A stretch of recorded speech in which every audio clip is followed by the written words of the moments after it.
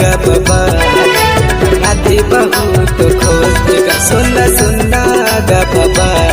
तोर बनाते बहुत खुश देगा। अरे अगला बार ही खाना पकाई बाबा तोला खवाहीगा ये सुना अगला बार ही खाना पकाई बाबा तोला खवाहीगा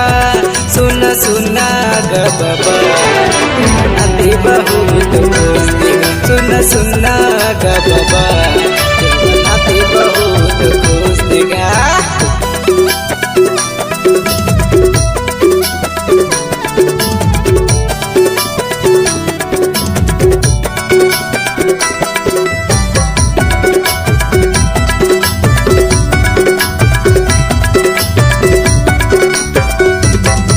दाई के मदद करैया बाबा कहाला तो सुना गा बाबा सुना डोकरी दाई बाबा कहा पटा तो सुना गा बाबा सुना डोकरी दाई बाबा कहा मना तो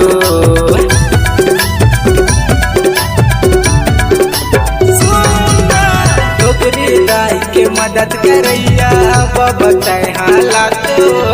सुना गा बाबा सुना डोकरी दाई बाबा कहा पटा दो सुना गा बाबा सुना डोकरी दाई बाबा कहा मना दो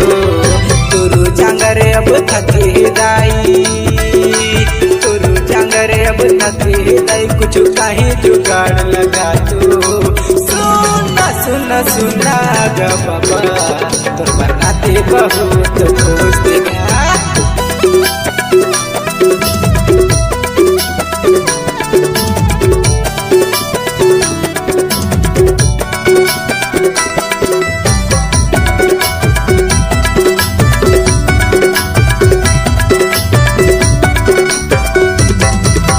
डोकरी दाई के जंगल में चले तोरे सेवा बजाही रामगढ़ के तुला खवाही बाबा तोर काम आही रामगढ़ के तुला खवाही बाबा तोर सेवा बजाही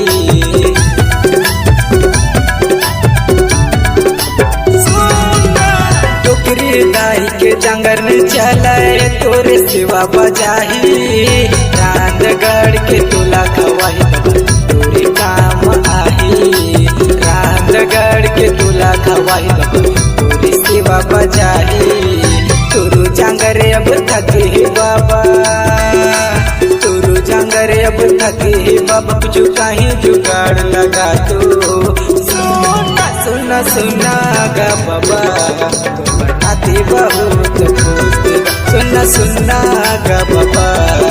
बनाते बहुत खुश देगा तोर बनाते बहुत खुश देगा तोर बनाते बहुत